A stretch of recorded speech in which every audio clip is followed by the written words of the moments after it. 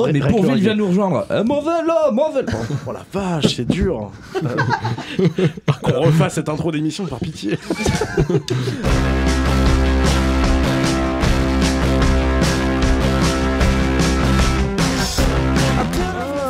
Bonsoir à tous, bonsoir à toutes et bonsoir à mes invités. Bonsoir.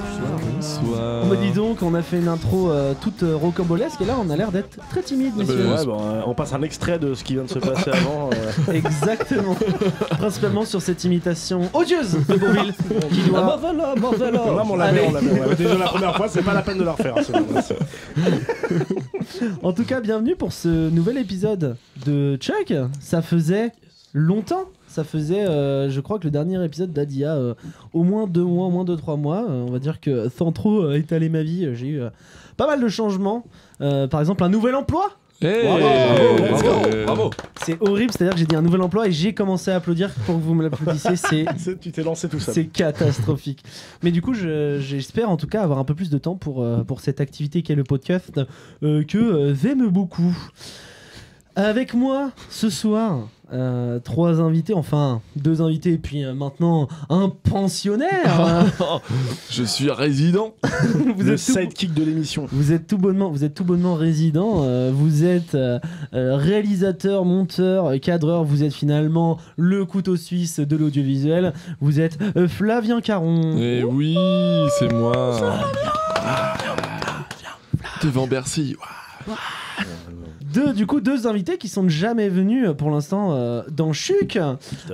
Tout bonnement un stand-upper angevin. Il s'appelle Baptiste. Baptiste, yes. Comment tu vas ? Bah écoute, ça va pas trop mal, j'ai envie de te dire.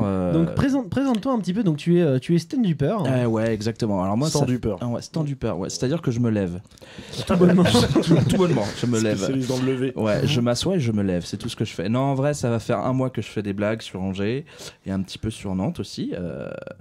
Là, demain, je vais en Normandie, exactement, pour tout te dire.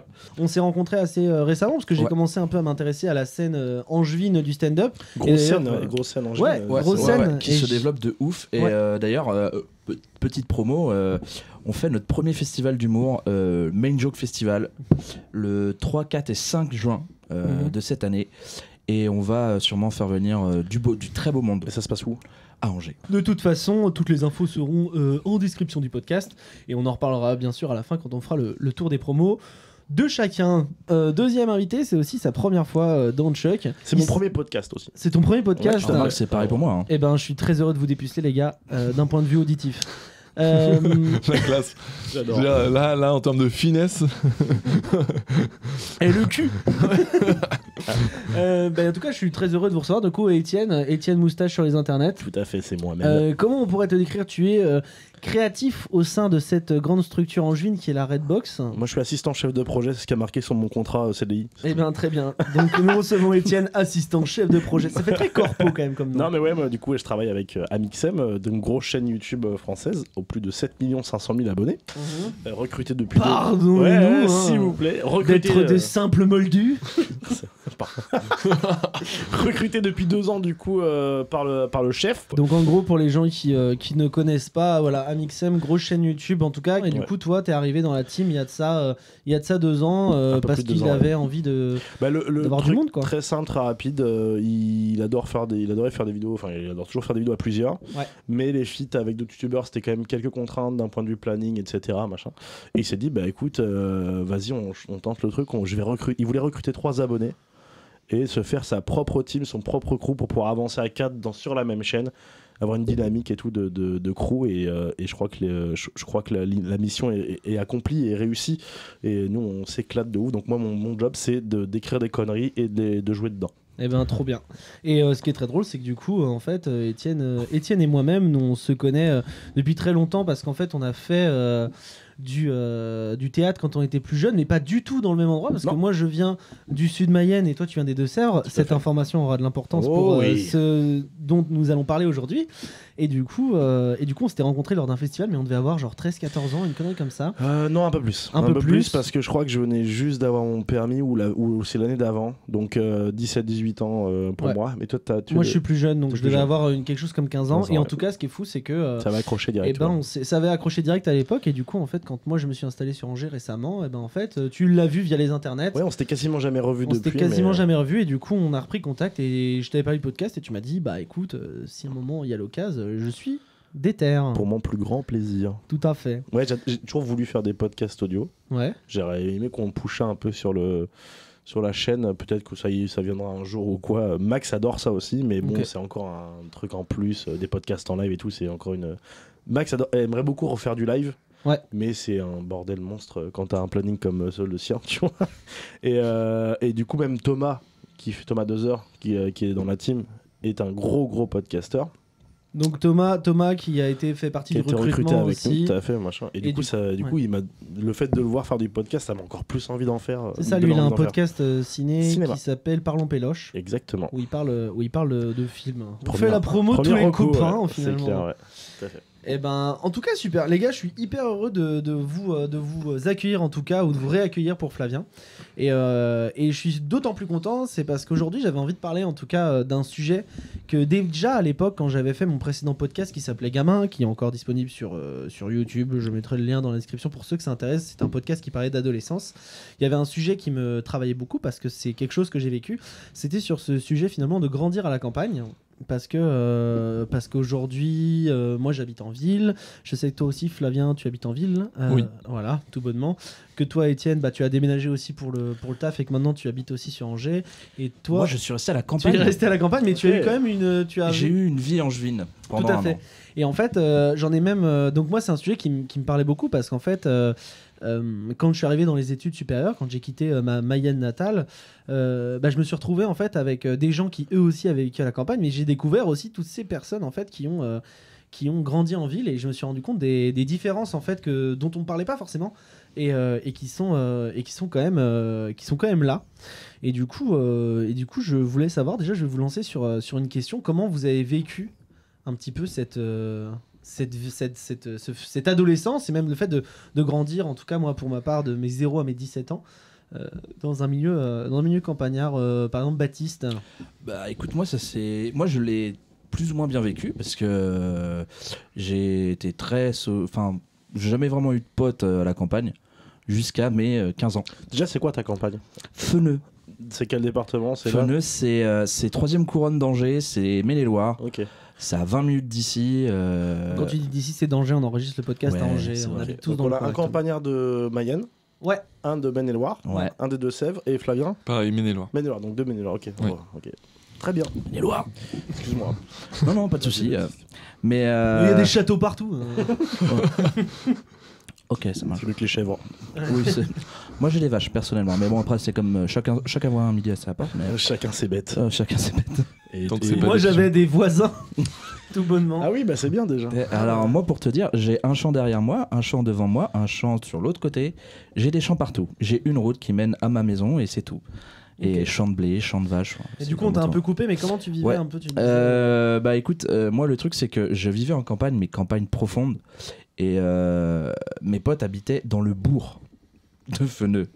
Et vélo. Combien d'habitants à Feneux? 2500. Ce genre de citadin.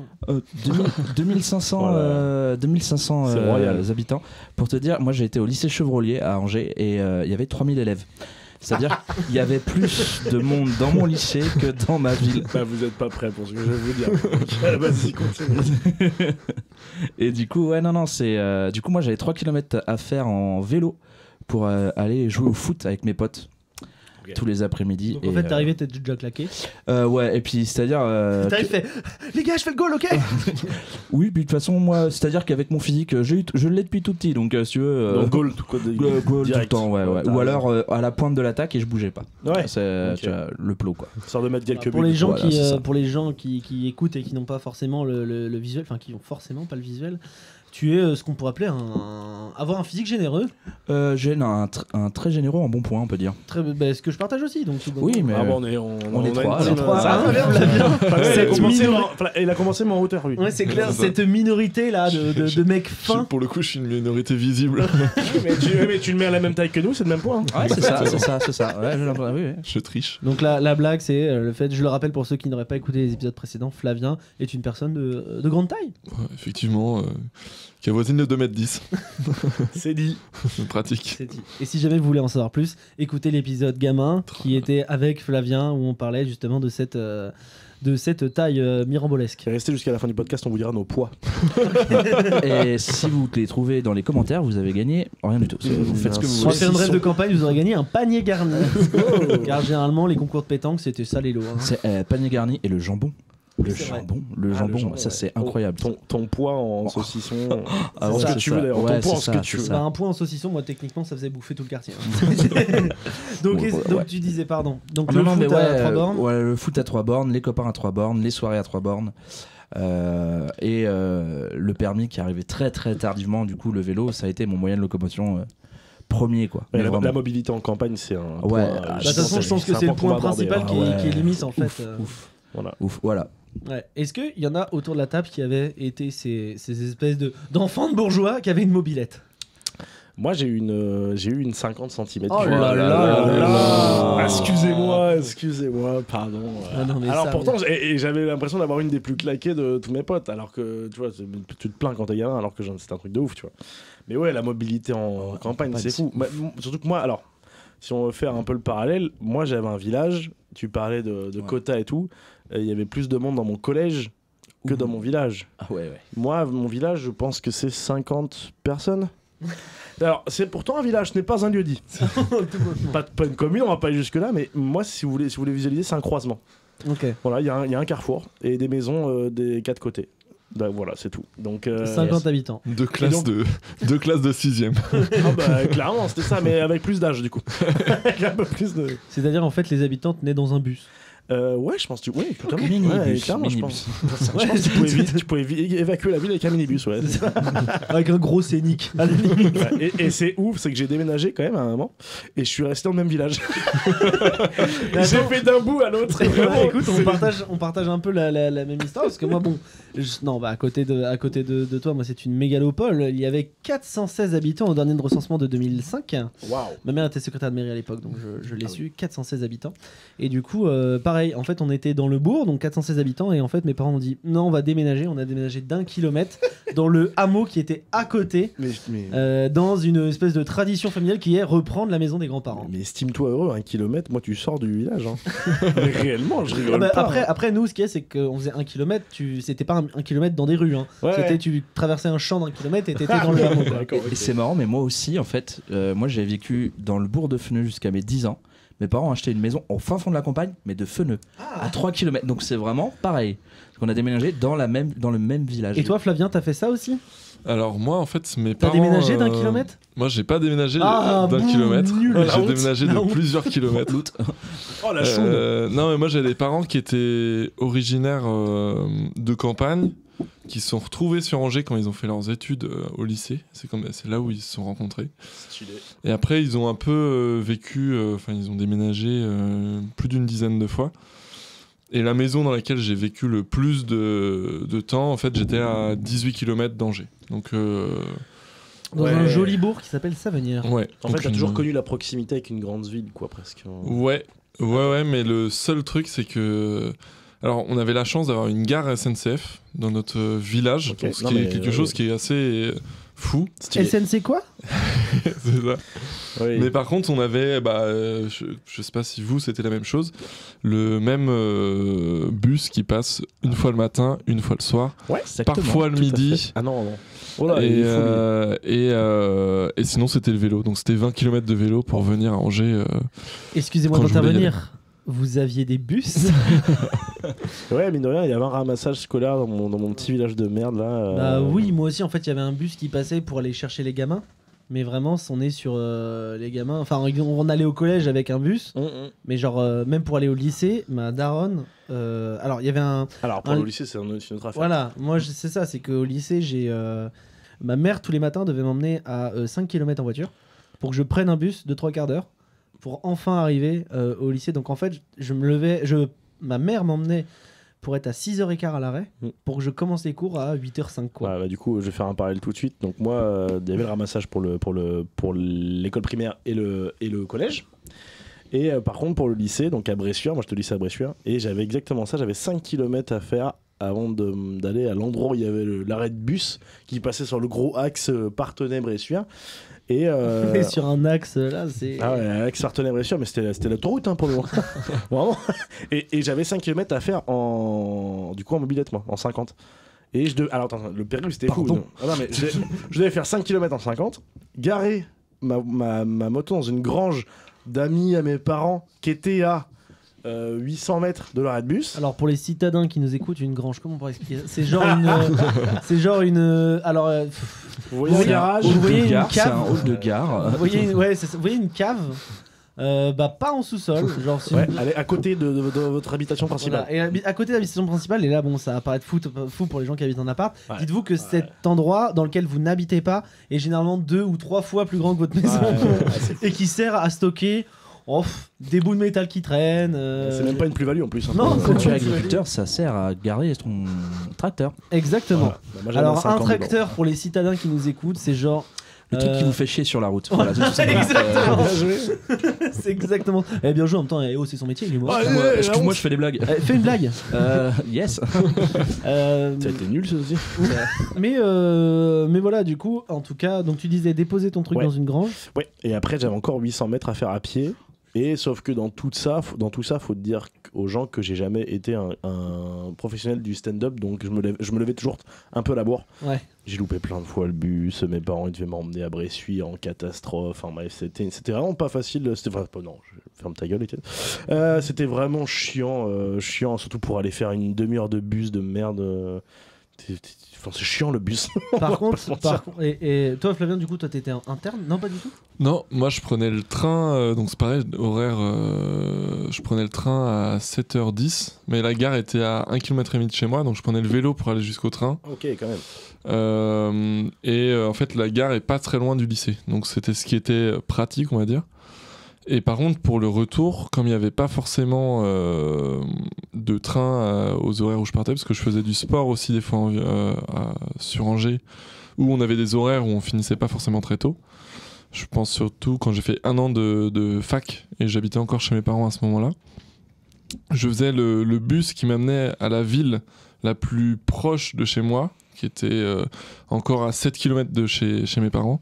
Et après, je faisais du stop de cette ville pour aller jusque chez mes parents. C'est que personne ne pouvait venir te récupérer. Où je m'arrangeais quand ils pouvaient pour qu'on vienne me chercher, mais je me disais, au lieu d'attendre 1 heure dans un lieu qui me plaisait pas, d'essayer d'avoir les gens au stop. Donc j'ai fait beaucoup de stops de ma vie juste pour rentrer chez moi. Je crois que vous l'avez compris, on l'a dit tout à l'heure, la mobilité en campagne, c'est en campagne, mais en même temps, je trouve que ça développe aussi des petits skills comme ça. Ouais, bien sûr. Mais 2 choses là-dessus. Premièrement, sur cette histoire de transport, je pense un truc qui va tous nous ravir rien qu'en en repensant à ça, les jours de neige. Ça va. Alors ça, vraiment, moi, les jours de neige, c'était genre quand mes parents ils regardaient la météo, Evelyne Delia, c'était ma bestie. Ah bah oui. À l'époque, quand elle disait des chutes de neige sur l'ouest de la France, là j'étais en mode. Là vraiment, j'étais levé très très tôt. J'allais regarder sur l'ordinateur très très tôt parce que les jeunes, on n'avait pas les portables à l'époque. Non, c'est vrai. Du coup, j'allais sur un ordi, toi. Ouais, c'est clair. Salaud. J'allais sur l'ordi des parents et là je regardais genre sur le conseil départemental voir, et là tu voyais genre ligne de transport annulée ou sinon t'y allais, ou alors t'avais genre le collège enfin je sais même plus comment ça se passait, mais en tout cas quand on disait genre le bus, les transports ne passent pas. Alors que même, moi c'est horrible, mais même mon père qui bossait, mais mon père bossait dans la ville où il y avait mon collège, qui était à 10 bornes. Jour de neige, mon père disait je peux t'emmener. Je disais non, certainement pas. Il y aura personne. C'est ça, je vais rentabiliser ce bodyboard tout de suite et je vais aller drifter sur la neige. Moi c'était horrible parce que ma mère, enfin c'est pas horrible parce que c'est très bien d'avoir. Déjà t'as une mère. J'ai une mère. Non mais m'amenait du coup quand même coûte que coûte au collège, s'arrangeait toujours pour quand même réussir à m'amener, ce qui est très gentil, mais au final, je me retrouvais à chaque fois dans une classe où on était 3 on faisait rien pendant toute la journée. Tu vois des films de merde sur un vidéocassette, là, dégueulasse. Putain. Joue là comme Beckham. Il a un souvenir précis, génial. Joue là comme Beckham, je l'ai vu. Généralement, il y avait des vidéothèques très très impressionnantes. Moi, de toute façon, je crois que j'ai vu 12 fois le Pôle Express. Au moment des fêtes, tu sais, genre les derniers jours avant Noël, ils sont en mode on va faire des jeux de société. Puis la prof en avait marre, elle nous mettait le Pôle Express. Donc, non, en vrai, je crois que je l'ai vu 4 fois. Moi, j'ai eu la la chance d'avoir une prof qui ne connaissait pas 8 Mile. Oh waouh. Et du coup, j'ai vu 8 Mile en 6ème. Mais il y a une grosse scène de cul, Il y a une grosse scène de cul, il y a des flingues, il y a tout, il y a tout. Mais vraiment, c'est incroyable. Nous, c'était le nom de la rose. Donc, ouais. Terrible. Boring. Ouais, c'était compliqué. Très bon film, mais bon, chiant au collège. Oui, je peux comprendre. Quand il y a la neige Mais, dehors. Surtout quand il y a neige. Mais en tout cas, aussi quelque chose dont on peut parler aujourd'hui et qui peut paraître peut-être une évidence pour nous, mais qui ne l'est pas forcément en fait pour quand même pas mal de gens de mon entourage. C'est qu'on a tous le permis et on est tous motorisés. Direct, ouais. Et ça, vraiment, moi, c'est un truc que je constate à fond, c'est que, moi, quand j'entends des fois des potes à moi qui ont la vingtaine. Même les Angevins. Ouais. C'est pas une ville énorme. Non, mais ouais, des Angevins ou même des gens qui ont la vingtaine qui disent ouais, bah peut-être que je vais mettre un peu à passer le permis parce que peut-être que pour un boulot ça peut être important. Mais genre moi, pour nous, la voiture c'était vital. C'était vital. En fait, je me rappelle très bien, j'ai eu mon permis, je crois que le lendemain je partais, je crois que mon premier déplacement que j'ai fait était pour un festival et c'était fou. Moi j'avais ma voiture 1 mois avant d'avoir mon permis. Ouais, elle était déjà équipée en son. Je vous jure, j'avais fait les équipements son, j'avais acheté un autoradio. J'avais fait un covering, j'avais mis des néons sous le bas de caisse. J'avais reprogrammé le moteur, on était déjà mis le show. Moi, je vais vous dire, je l'ai eu 2 ans avant d'avoir le permis. 2 ans, 3 ans. Parce que c'était pas toi. Est-ce que du coup tu montais dedans et tu faisais ça sera trop bien. Moi je l'ai fait. Non, mais pour vous dire, en fait, j'ai eu 2 voitures avant d'avoir le permis. What? Allez, vas-y, c'est parti. En fait, c'est level. Ouais, non, en fait, c'est-à-dire que moi j'avais cette fâcheuse tendance à ne pas aller au code et j'ai mis 3 ans à avoir le code et mon père et ma mère s'étaient dit on va acheter une voiture, ça va le motiver. C'est vrai. C'est exactement ce qu'ils se sont dit. Ils m'ont acheté une voiture. Mon père a dit en attendant, je vais le faire ça va être ma voiture pour faire mes petits tours à la déchette et tout ça. Bah sauf qu'au bout d'un an, cette voiture est morte. Merde, putain. Et ils en ont racheté retour à la déchette. Donc retour à la déchette, exactement. Et ils en ont racheté une autre, une petite 306. Oui, alors parce que du coup, tu parles de 2 ans avant le permis, ça me pense à un truc, c'est que nous en campagne, on va plus loin que d'avoir le permis à 18 ans.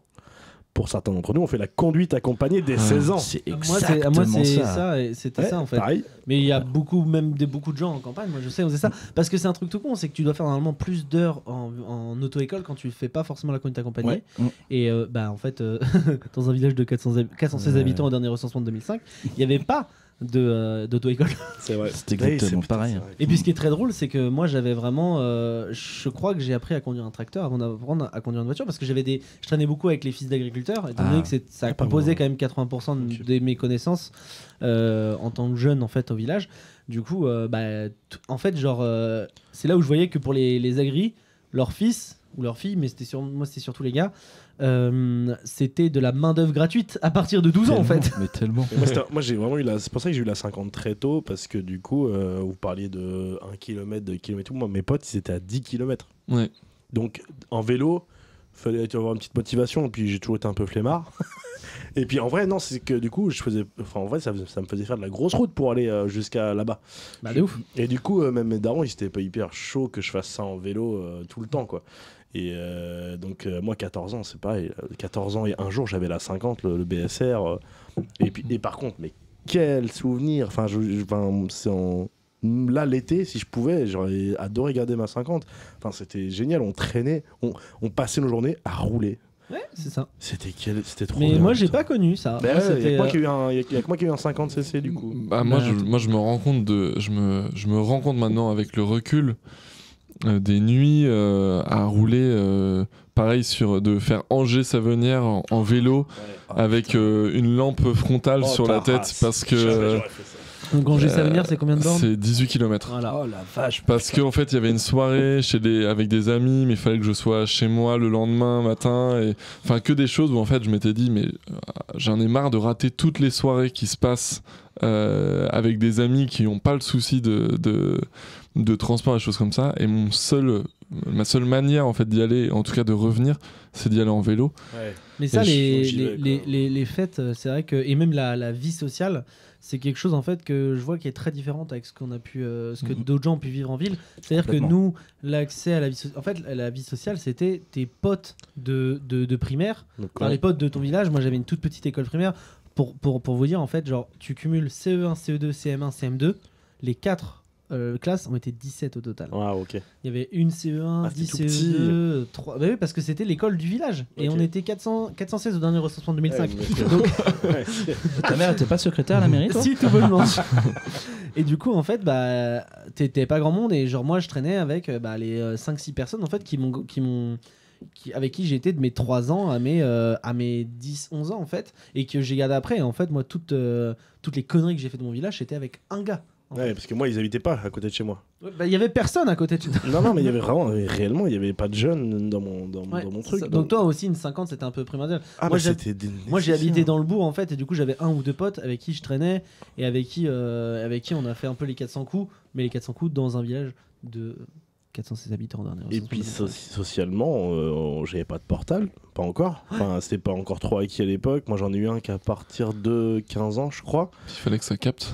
Non, mais ça parce qu'en fait, en plus, mais ça captait pas chez moi. Oh, putain, c'est ouf ce que tu viens de dire. Mais oui, t'as raison. Bah, ouais. Et du coup, si t'as pas des potes ou des gamins dans ton village, personne t'appelle pour dire viens on traîne cet après-midi. Donc c'est vrai que finalement j'ai mis beaucoup de temps à bouger, à sortir de mon village et aller voir d'autres gens. Moi, ce qui était très drôle, c'est qu'en fait il y a un numéro de téléphone que je connais par cœur et c'est le numéro de téléphone du gars avec qui j'ai passé toute mon enfance parce que on n'avait pas de téléphone. Du coup, pour savoir si on était dispo pour sortir, pour jouer, pour quoi que ce soit, on s'appelait sur le fixe. Sur le fixe. Sur le fixe. Ça c'était peut-être un peu valable aussi pour les gens en ville. Pour le coup, je suis en train de penser. Ah oui, bien sûr, tout à fait. Tout en fait, c'est cette espèce aussi, le fait qu'on soit un peu recroquevillé sur nous. Moi, je trouvais que ça créait quand même un espèce d'osmose, enfin un espèce, je sais pas comment dire, un espèce de microcosme. Il y a des avantages communautaires. Il y a des avantages. Il y a des avantages, mais bien sûr. Et ce qui est très drôle, et on pourra en parler après parce que aujourd'hui j'ai posé la question sur Insta sur les gens s'ils avaient des petites anecdotes, s'ils pouvaient parler des avantages, des inconvénients à la campagne. Et il y a beaucoup de gens en fait qui m'ont répondu qui finalement en fait ont grandi à la campagne, n'ont pas forcément compris les avantages tout de suite, sont partis en ville et aujourd'hui ils reviennent parce qu'en fait ils ont saisi en fait les avantages qu'il y avait eu. Mais je peux comprendre pour quelqu'un par exemple sur le fait que ce soit Enfin, on parlait des avantages justement, le fait que ce soit un peu recroquevillé sur nous, ça a des inconvénients c'est sûr, mais en fait je trouve qu'il y avait une espèce de dynamique, d'insouciance, de liberté mais je pense que ça c'est aussi parce qu'on était gamin et ça c'est pas à enlever parce que je pense que cette insouciance aussi on l'a pas perdu juste parce qu'on est parti de la campagne, je pense qu'il y a aussi ce fait de grandir, mais il y avait ce truc où en fait moi j'ai des souvenirs tout cons, mais aller traîner dans les fermes, les trucs comme ça, aller se balader dans les forêts, c'est des choses qu'on n'a pas forcément qui nous a pas forcément marqué gamin, mais c'est vrai qu'aujourd'hui avec du recul quel bonheur quoi. Mais quel bonheur. Et moi rien que d'habiter en ville je me rends compte que par exemple, et attention là je vais prendre un immense pavé que je vais lancer dans une toute petite mare, quelle taille la mare? Quelle taille la mare? À peu près 2 ou 3 mètres carrés. La taille du rond-point de ton bourg. Ouais, exactement. C'est vrai. Après une mare comme ça, je me baigne dedans, il y a la place. Bah oui, nous on faisait des piscines avec des mangeoires à vaches, je me rappelle.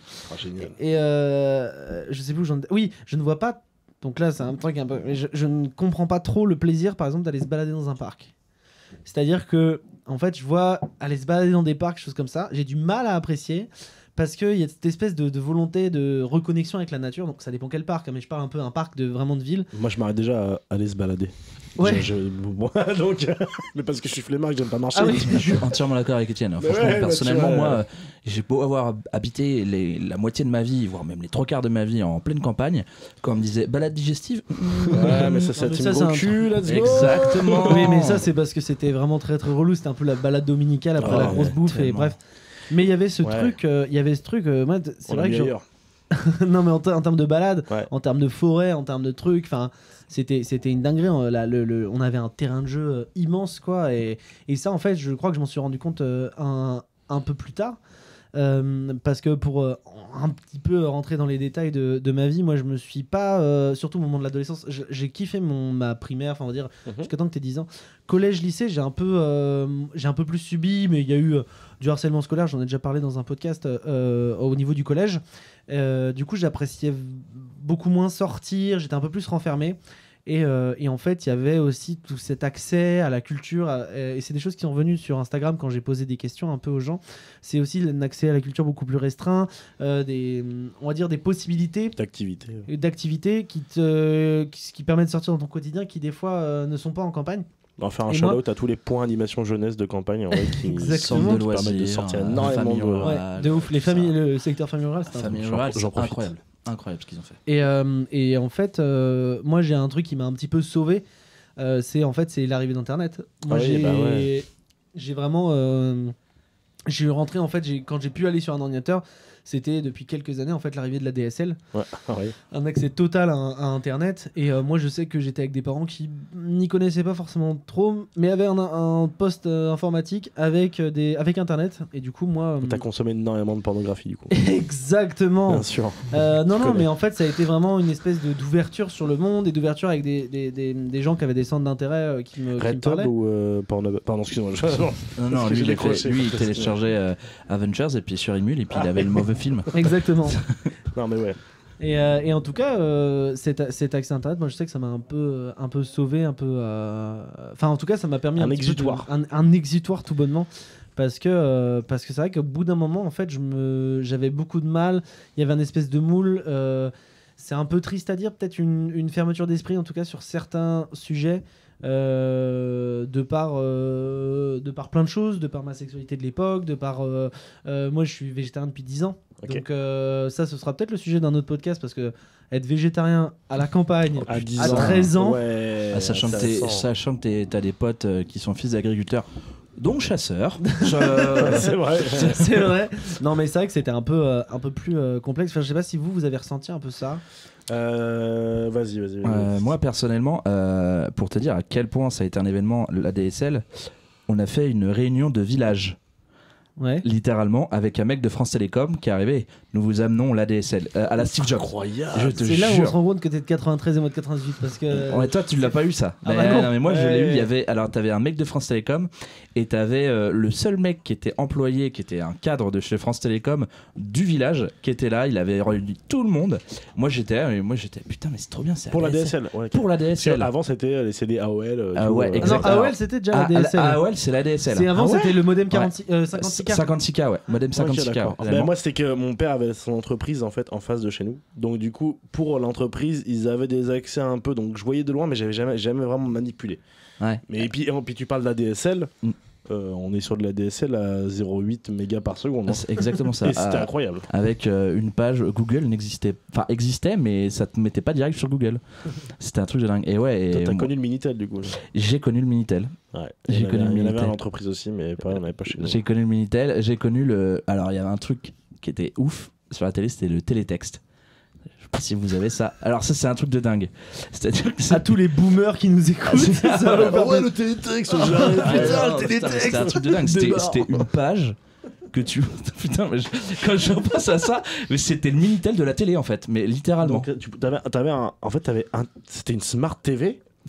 Les Smart TV de l'époque, je pense. Merde. Mais Merde, ouais. il avait internet sur sa télé, c'est un truc Ah, il de n'y avait ouf. pas internet, c'était pas internet. Bah oui, mais c'était. Oui, Je d'accord. sais pas comment ça se Bref, faisait. ça servait à quoi? Parce que tu nous dis en a depuis tout à l'heure, tu ne dis pas. Regardez les programmes qui allaient arriver. Attends, Tout simplement. C'est génial, ouais. un truc qui remplace le programme télé. Ouais. Un truc qui existe toujours. Donc c'est que le télétexte n'a pas tellement marché. Ah non, le télétexte, ouais, non, mais ça, moi Bah, j'ai dû maintenant, voir. TNT. La TNT, t'as ton programme directement sur le. sur Ouais, sa chaîne. exactement. C'était Moi, dans sa ça, maison. T'as pas t'avoue, les sudoku. Ah oui, T'as merde. pas les sudoku. Ouais, Moi- c'est vrai, ça Moi, manque. je t'avoue que, en gros, du coup, moi, jointement avec l'arrivée d'Internet, la télé a disparu de ma. Ah, directement. Ouais. Ah ouais, ma grosse En culture vrai- télé, moi. Du coup, t'étais un campagnard qui était hyper précurseur. Du coup, enfin, c'est pour ça que tu devais te sentir vraiment en niche parce que. Ouais, en fait, tu as eu un accès à Internet plutôt jeune par rapport à certains de tes potes. c'est ça Ouais, c'était vraiment un truc Mais, de. Nous, on a dû avoir ça en même temps, mais on était déjà plus. On avait 15 ans. Enfin, moi, ouais. Ah ouais, moi, j'ai comme- moi, c'est pareil. Hein, Mes c'est ça. premières utilisations d'Internet, c'est pour Skyblog, du coup. Ça, MSN. Et c'est pas chez Ah, moi, mais ça hein, me c'est fait sur l'internet de l'entreprise, de la boîte. Ah oui, en plus, Ouais, ouais. moi, non, le premier poste de. En face de ta rue, quoi.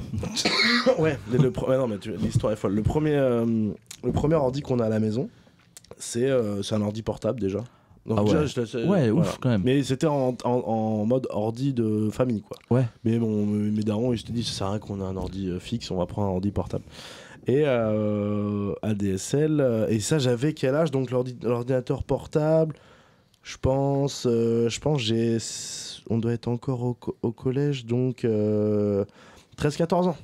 14-15 ans, accès à Internet. Ouais. plutôt facile, entre guillemets.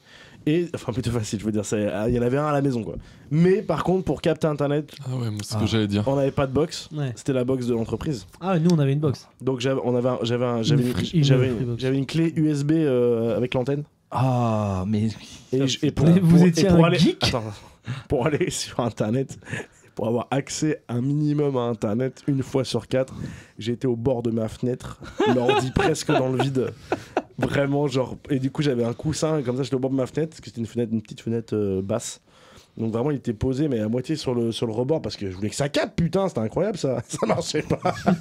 Et vraiment, c'était quand même des conditions très drôles, quoi. Ah, voilà, moi c'est pareil, ça a été pareil, l'accès à Internet, et encore maintenant, puisque moi j'habite vraiment en campagne, pendant un moment, pour avoir Internet, il avait réussi à mettre une fourchette sur la box. Non. Je te jure que c'est vrai. Sketch. C'est mon père c'est MacGyver.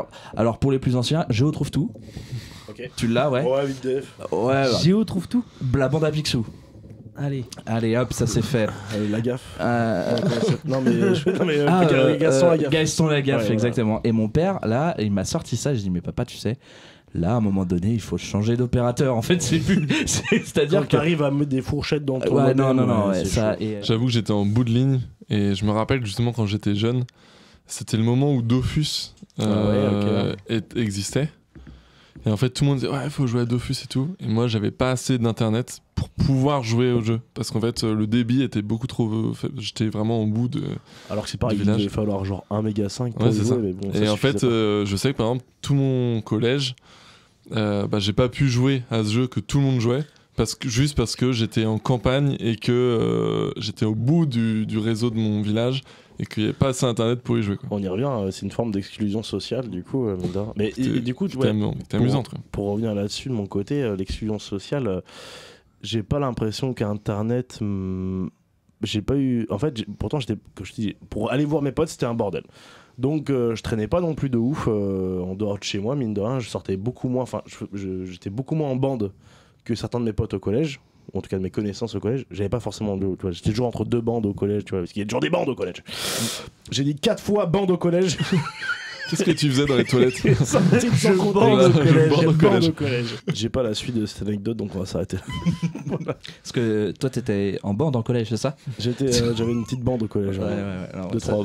En vrai, en parlant d'exclusion sociale, c'est un truc de ouf, mais quand t'es en campagne, comme tu l'as dit, la primaire, etc., ça forge un groupe. Moi, j'ai retrouvé mes potes d'enfance, comme ça, à la fin de mon lycée. Parce qu'avant, j'étais toujours. Exactement pareil. Maintenant que tu le dis, c'est bon. Mais t'habitais pas.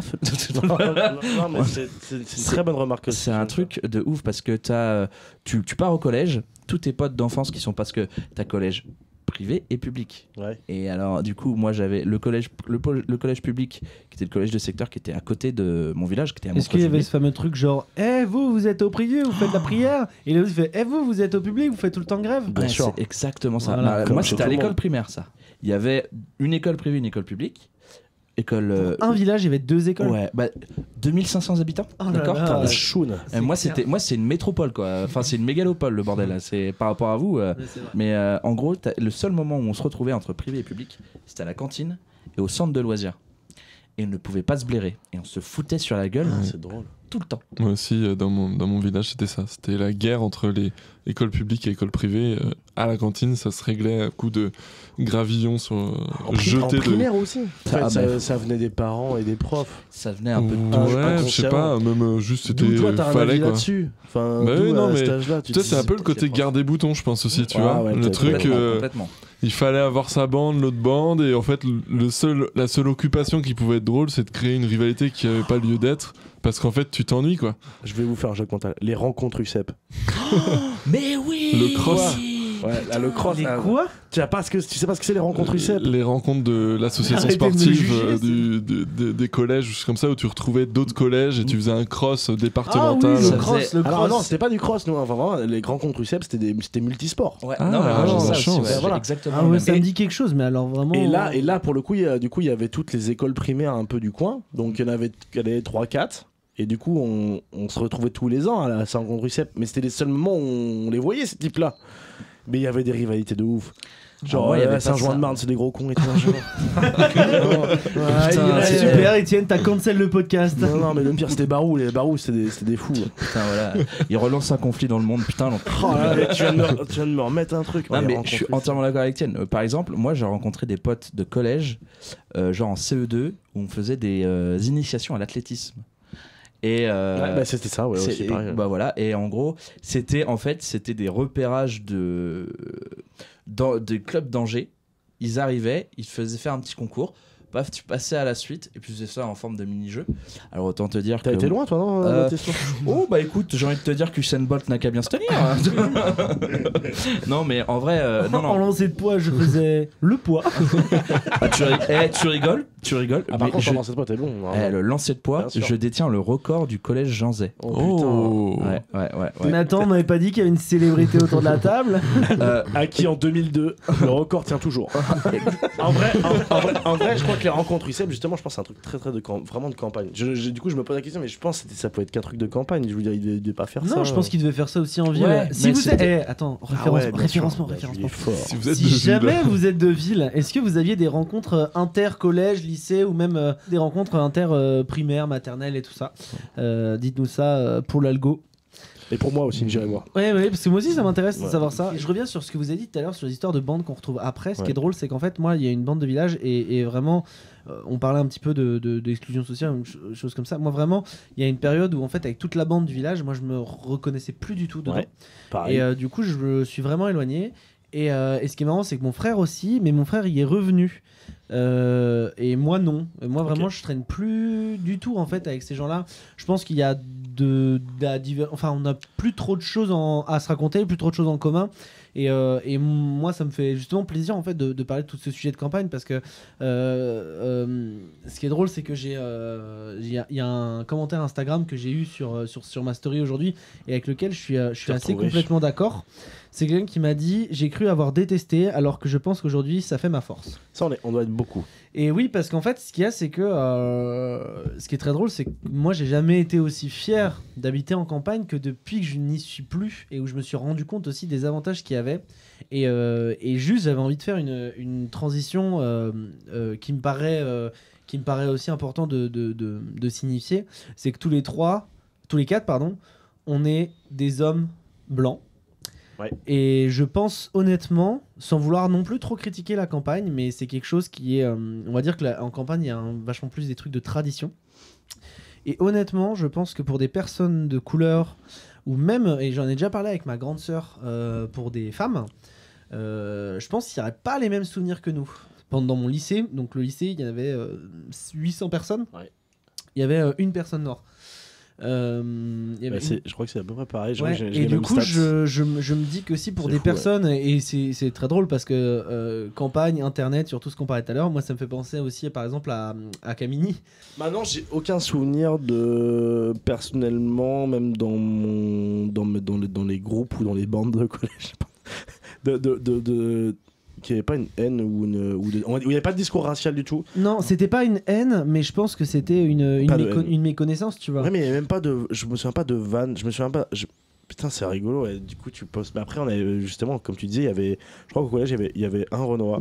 Mais je crois qu'on n'en parlait pas, en fait. Bah, du coup, mais je pense qu'en campagne, il y a quand même un esprit beaucoup plus fermé par rapport à ça, du fait qu'il n'y a pas de mixité sociale. Et c'est assez... je fais vraiment une toute petite parenthèse politique que je n'ai pas forcément envie d'ouvrir plus longuement que ça, mais quand tu regardes un petit peu les résultats des présidentielles, on se rend compte quand même que des mouvements d'extrême droite comme le Front National, des choses comme ça, font vachement plus de scores en campagne qu'en ville. Mon village. Ouais, bah le mien aussi.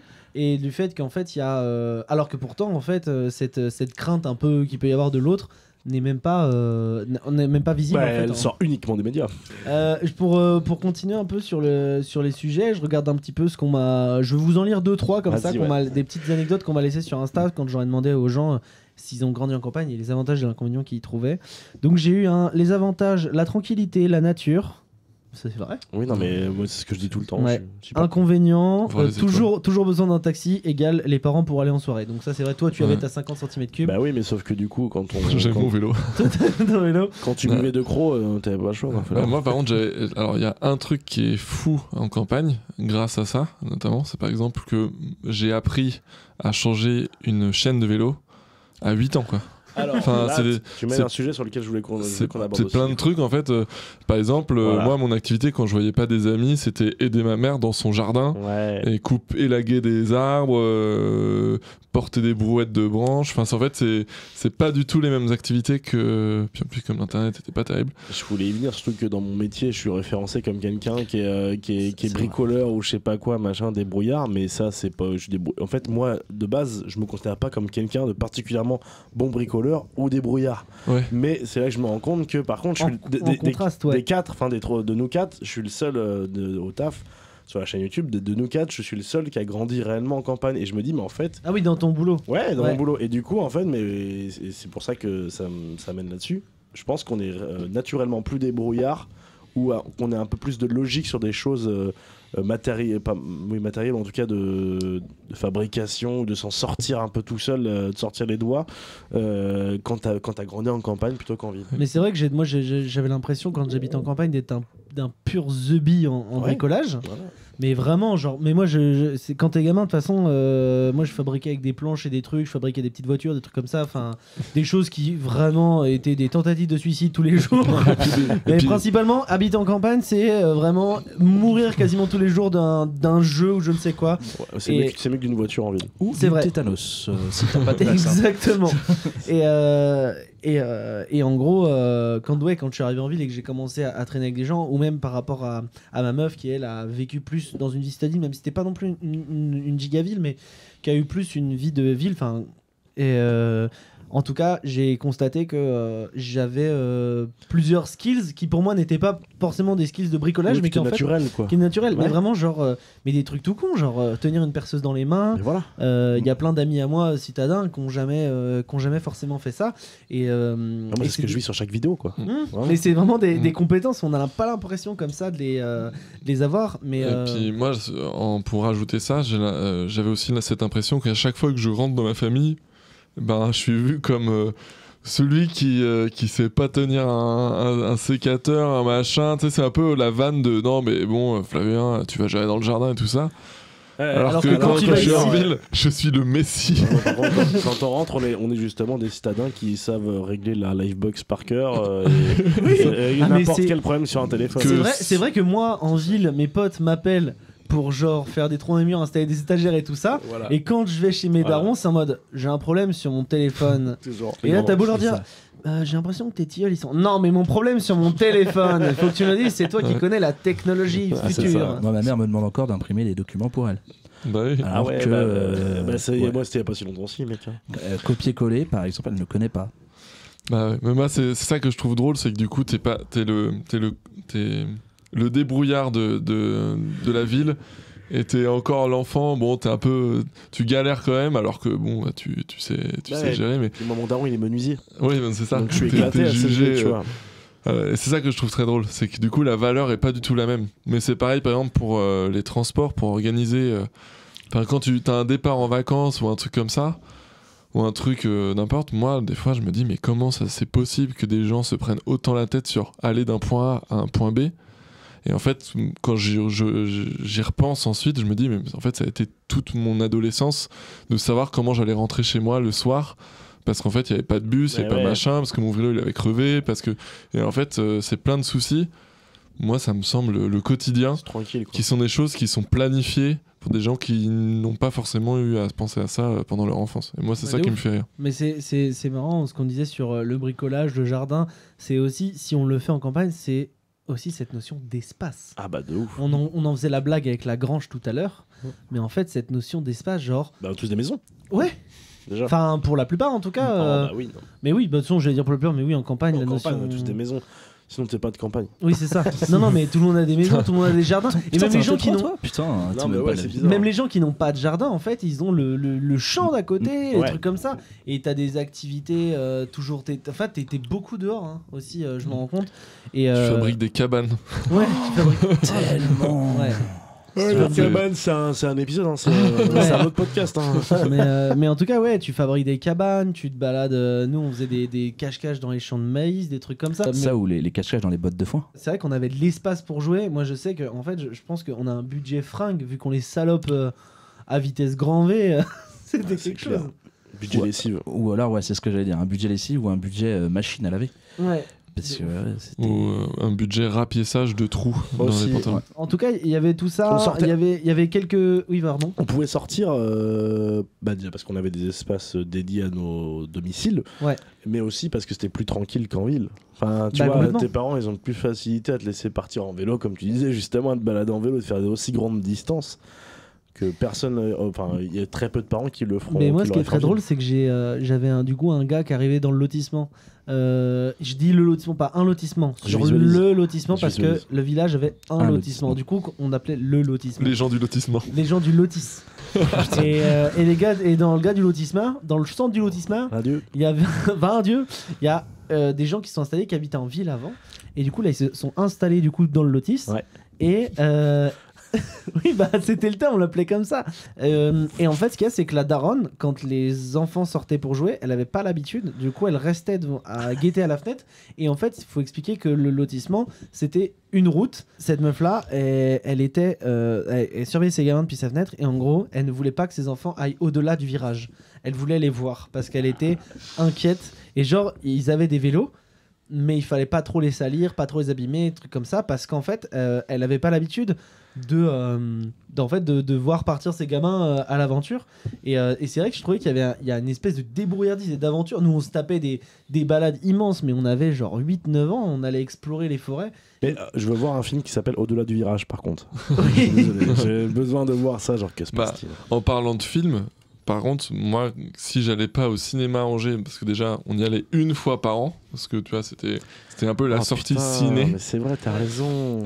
Si t'allais au cinéma, qui était en gros une salle de spectacle où ils disaient bon, on va passer un film dans un village à côté. Ouais. Tu regardais un film qui datait d'il y a 5 ans en fait. Oui, c'est ça. Nous, on allait au Vox et on avait les films qui sortaient genre 6 mois après. Ouais. Combien de temps de route le cinéma le plus proche de chez vous? Alors c'était peut-être le Vox, et le Vox c'était 15 minutes. Okay. Enfin ouais, 15 minutes. Bon, 25 déjà moi. Bah moi je trouve que c'était pour avoir un vrai cinéma, c'était un 2 salles toi, ouais. Bourgeois. Moi le vrai cinéma c'était Angers.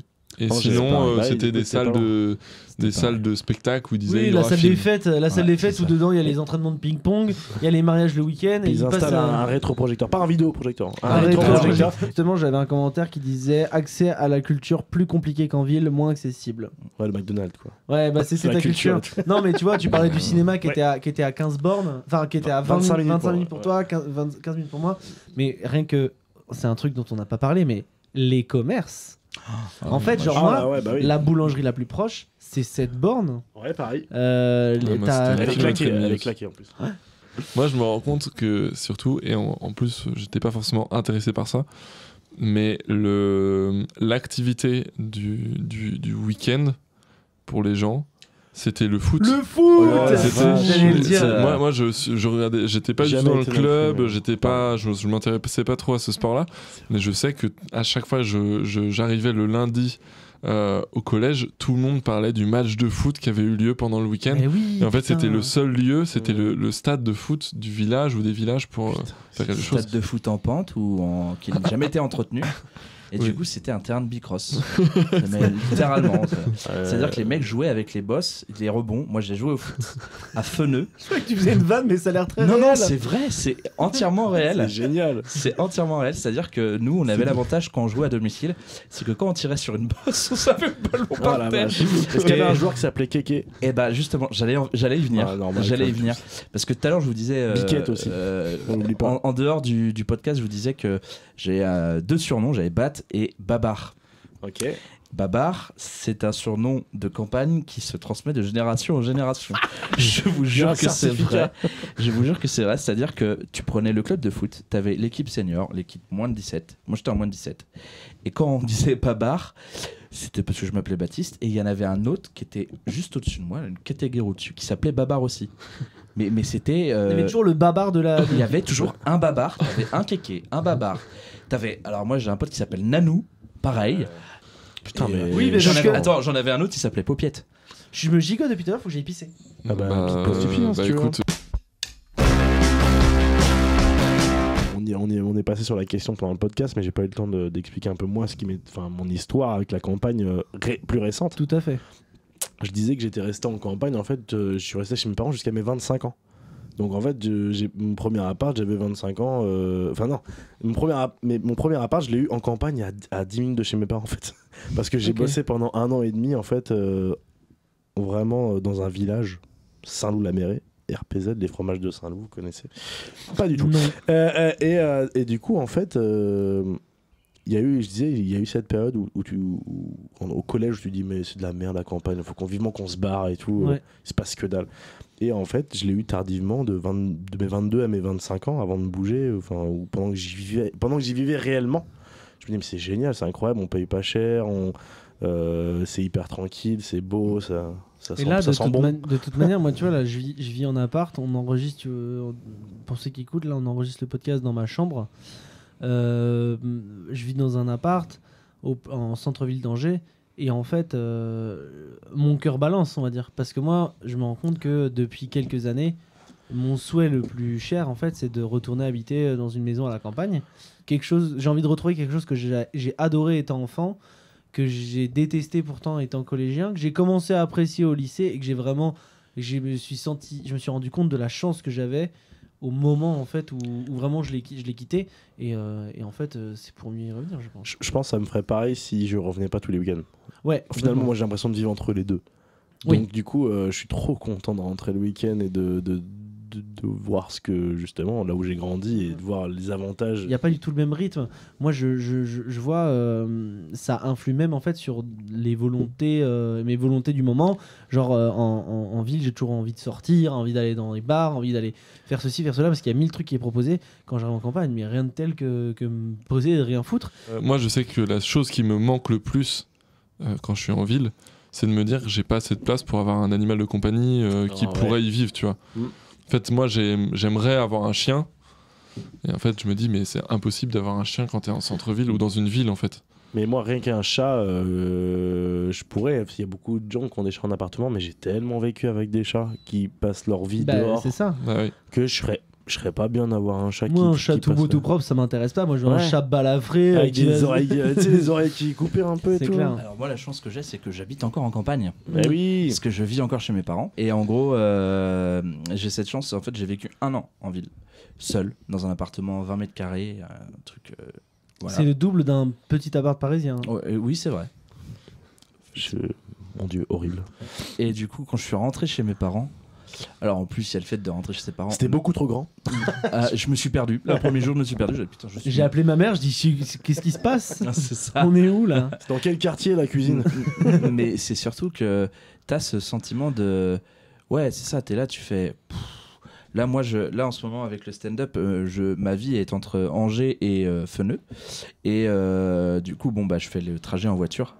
Et le soir quand je rentre, je me pose... Donc j'ai mes chats qui sont en train de venir de la campagne, qui sont encore pleins de... Ils sentent le frais. Ils sentent le frais, ils ont la rosée, tout ça. Ils sentent le frais, ça c'est une expression de campagne. Ils sentent le frais. Ça sent le frais. Ça sent le foin. Ça sent le frais, c'est qu'en campagne. Et tu fais... Quand je sors mon chien, le matin, putain, je suis en tatane. Là en ce moment il fait beau. J'ai le soleil, je peux être torse nu et tout. Personne te croise. Ouais, personne me croise. Les seuls qui croisent, c'est les voisins et encore, alors où je me lève. Ouais, puis ils savent quitter quoi. Ouais, c'est ça. Eh ben, écoutez, je pense qu'on a fait un peu le tour. La campagne, il y a des avantages, il y a des inconvénients d'avoir grandi là-bas. En tout cas, moi j'ai l'impression que les inconvénients c'était quand j'y étais, mais que maintenant avec le ressenti actuel, j'ai l'impression d'en avoir tiré beaucoup d'avantages dans ma vie actuelle. Mais je pense que si tu étais resté comme moi, j'y suis resté jusqu'à 23 ans, jusqu'à une autre maturité, ça aurait fait le même effet. Tu vois, c'est ce que j'ai eu moi. Au final, j'ai pas bougé, mais il y a un moment, j'ai eu le déclic. En fait, il y a eu 2-3 potes à moi qui sont installés. Parce que mes 2-3 potes à moi qui voulaient se barrer pareil au collège, mais qu'au final n'ont pas trouvé de truc à droite à gauche, du coup ils prennent un appart, et au final t'es en train de te faire ton petit écosystème et ta petite vie en campagne dans tes villages, et très vite tu fais bon, on est bien là. Ouais, et puis il y a une petite politique de décentralisation qui augmente le loyer des campagnes, mais il y a aussi plein de nouveaux gens qui s'installent en campagne et en vrai c'est pas pour me déplaire parce que ça apporte un autre point de vue, une autre mentalité. Je trouve ça hyper intéressant. On se moque beaucoup des néo-ruraux, mais en vrai il y a un côté où c'est quand même hyper intéressant d'avoir des gens qui arrivent avec un point de vue extérieur, et moi c'est ce que j'apprécie en fait. C'est comme on a dit, il y a des avantages, des inconvénients partout, et si la mixité peut faire que le bon sens campagnard puisse arriver en ville, un peu de jeunesse et qu'en même temps aussi une espèce d'ouverture de la ville puisse arriver en campagne, moi je trouve que c'est là qu'on vivrait dans le meilleur des mondes, quoi. Moi j'ai eu ce déclic avec un village. Juste, en fait ce qui a joué à ce déclic là à mes 22-23 ans, c'est qu'il y a un village en particulier, donc justement Saint-Loup dont je vous parlais, où j'ai habité, qui parmi tous les autres a réussi à se repeupler avec des gens plus jeunes, alors des jeunes familles et tout machin. Il y avait un vrai dynamisme, un bar qui rouvre, un restaurant qui rouvre, un maire centre-gauche, mais du coup qui fait des choses et qui fait dynamiser. C'était un maire qui avait 45 ans, ce qui est hyper jeune pour un maire. De village. Ouais, un maire de village, c'est super jeune. C'était ouf de voir un village se bouger autant et utiliser son potentiel de campagne. Quelqu'un a quelque chose à rajouter ou Moi, quoi ? j'ai la seule chose, en tout cas, qui me faisait peur quand j'étais plus petit, enfin plus jeune. Et enfin, j'étais plus petit aussi, mais voilà. C'était la montée du fascisme. Et non. Non, merde. Et que tard, maintenant, je me rends compte qu'en fait, c'était pas du tout un inconvénient. C'est quand j'étais en campagne, j'avais l'impression que j'étais en train de louper tout ce qui se faisait dans la vie. De ouf. Et où en fait j'étais pas à la mode, je pourrais jamais avoir des amis j'irais jamais voir de concerts, de choses comme ça parce que j'étais trop éloigné. Et que maintenant que je suis en ville, je me dis en fait j'ai pas perdu des années, c'est juste que je me suis fait une autre culture que je suis en train d'enrichir avec la culture que je fais aujourd'hui. C'était vraiment ce ressenti où j'avais l'impression de tout louper et que maintenant je me rends compte que en fait c'est juste que je découvrais d'autres choses et que je suis en train d'enrichir encore plus, et où je me dis que si j'avais fait l'inverse, peut-être que je n'aurais pas réussi à acquérir cette culture de campagne. Très peu de gens font l'inverse. Au final, du coup, c'est souvent dans ce sens-là, et du coup, t'arrives avec un bagage que plein de gens n'ont pas. Voilà. Complètement. Bah écoutez, ça fait déjà plus d'1h30 qu'on parle, messieurs, mais en même temps, ce qu'il y a, c'est que c'était un sujet qui était extrêmement vaste. J'avoue que c'était un petit peu le bazar. On a été un peu dans tous les sens. En tout cas, merci à vous. Merci en tout cas, d'être venus, c'était hyper chouette. Et merci aux gens qui sont restés jusque-là. vous êtes 3. Et en tout cas, petit tour en tout cas des actus pour chacun autour de la table. Donc moi, je commence par moi, comme ça, Bien ce sera sûr. fait, ce sera torché. J'ai pas d'actu. Non. Mais non. Du coup, j'ai le podcast là qui recommence. Je vais essayer de reprendre un petit peu le rythme. Sur mon compte Instagram aussi, il faudrait que je reprenne un petit peu les critiques ciné que j'avais commencé à faire. J'avais pour, très sympa ce petit format court. Merci beaucoup. J'avais pour ambition de faire 100 critiques de films dans l'année. On est déjà au tiers de l'année et j'en ai fait 4. Eh ben, Bon tu courage. as pas mal de travail. Ouais, j'ai beaucoup de choses à rattraper, donc je vais essayer de relancer ça dans les jours à venir. Donc vous pouvez aussi suivre ça sur mon compte Instagram @gentilgamin. Ensuite, Étienne, de ton côté. Je suis mon actu. Alors, mon actu principale et permanente, c'est la chaîne d'Amixem. Tout à fait. AMIXEM sur YouTube. N'hésitez pas à vous abonner, à mettre la petite cloche et le pouce bleu. C'est des Cette vidéo est sponsorisée par... par des formations professionnelles. Et non, sinon mon actu un peu plus perso, c'est Twitch. Surtout, Ouais. je fais des live Twitch 2 à 3 fois par semaine en ce moment sur de la simulation de courses de voitures. C'est très vrai, très ça. niche. Mais Et c'est très très niche, mais d'ailleurs ça fait un parallèle un peu avec une actu qu'on a vue récemment. C'est quand même que tu vas participer à un grand... Attends, je vais simplifier, faire un truc beaucoup plus stylé. Je vais devenir pilote de Formule 4. La Ce qui classe. reste moins stylé que Formule 1 quand même, mais bon... Non, si, il y a plus de chiffres. Ah, mais C'est vrai, ça. j'ai appris l'existence de la Formule 4 avec cette annonce là, donc du coup en fait tu vas être en binôme avec Amixem, Ouais. et vous allez faire partie d'un grand prix organisé par Squeezie, Ouais, tout à fait. et qui va être en octobre Le diffusé 9 sur octobre, Twitch en diffusé live. sur Twitch. Enfin bref, c'est quand même un gros event. C'est un truc de fou. Et pour toi qui est un peu passionné de sport mécanique, sport auto, ouais, c'est quand même un sacré truc.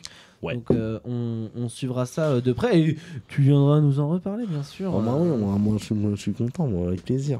De ton côté, Baptiste, moi, je sais que tu as déjà fait un peu ta promo. Ouais, j'ai fait un peu ma promo sans savoir qu'il y avait de la promo à la fin.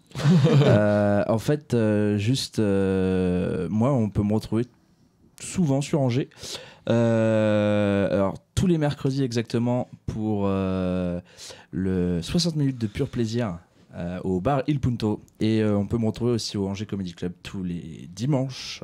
Et dernière actu du coup, j'ai deux dernières actus. Oh, c'est chiant, putain. Promis, j'arrête de monopoliser. Je lance le générique.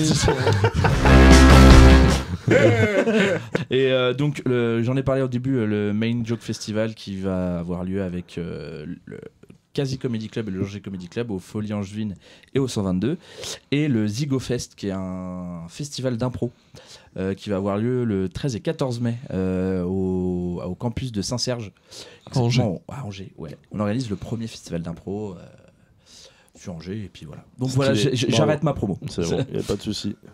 Et Flavien. Et toi, Flavien? Alors moi, normalement, il y a un clip qui est sorti sur lequel j'ai réalisé pendant le confinement. Donc c'est un clip qui a 2 ans maintenant. Waouh. Mais attends, parle-nous un peu de la confection de ce clip, parce que je l'ai suivi de près, c'est incroyable. C'est un clip que j'ai fait entièrement sur Paint et animé sur Premiere Pro. Donc c'est un clip d'animation que j'ai bossé pendant 2 ans. Et voilà, donc il est sorti normalement quand le podcast sort. Donc n'hésitez pas à aller le voir pour Chahut. Il s'appellera Possible. Et voilà, et puis j'ai tourné un clip, je vais tourner un clip samedi et dimanche, donc normalement, si tout s'est bien passé, je vais avoir des clips qui vont sortir. Et puis, de toute façon, les Instagram de toutes les personnes autour de la table sont bien surmises dans la description. Et bah super. Et du coup, on aura tout ça. Et si je peux avoir une dernière actu, c'est que mon chien en puzzle va sortir enfin de nouveaux contenus, car j'ai réussi à lui faire prendre des selfies. Ah oui, donc suivez Gonzague le chien sur Instagram. Ah oui, l'Instagram de Gonzague le chien, c'est important, s'il vous plaît. Oui, donc savoir que voilà, Flavien possède un chien en puzzle. Je ne peux pas avoir de chien en ville, donc je l'ai en puzzle. C'est la conclusion de ce podcast. Et ben en tout cas, pour concernant en tout cas le clip que tu as réalisé, qui est sorti, qui s'appelle Possible et que tu as réalisé intégralement sur Paint. En tout cas, c'est un artiste qui est aussi un copain à nous et qui viendra très vite dans un podcast. Il s'appelle Chahut, et on va se quitter avec cette musique qui s'appelle Possible. Je vous laisse écouter. Ouais. Je vous fais des gros bisous tout le monde. Merci de nous avoir écoutés. Et puis à la prochaine. Allez, salut. Salut. Tchuss. Les mots bâtards, les mots qui brûlent et détournés, en faire des vannes et s'ambiancer, sans danser, valser ta bouche, verser les vers, s'y mettre à fond, leur donner tort, leur des raisons sonnent bien trop fort. Alors écris-les sur ton thème. Fais gaffe au gain sur la prod, creuse un peu le 500 Hz. C'est février, tout leur code, fais donc briller ta colère. Et dis sous les mots qu'ils grognent, tout ce qui tue la trêve, tout ce qui pue la crève. Si c'est possible, si c'est possible, on n'aura plus besoin de rêve. Si c'est possible, si c'est possible, on n'aurait plus besoin de rêve. Manger la mer et boire le ciel, comprendre que rien n'est si beau. Partir à Tanger au soleil et faire brûler les oiseaux. Rester à Angers sous la grêle, endurer les moments bleus. Whisky les fouteurs de merde, tant tout est trop lumineux. Manger des sushis sans peine, devant les soucis sourire. Et déchanter et déraper sur un beat plutôt blême. Si c'est possible, si c'est possible, on aura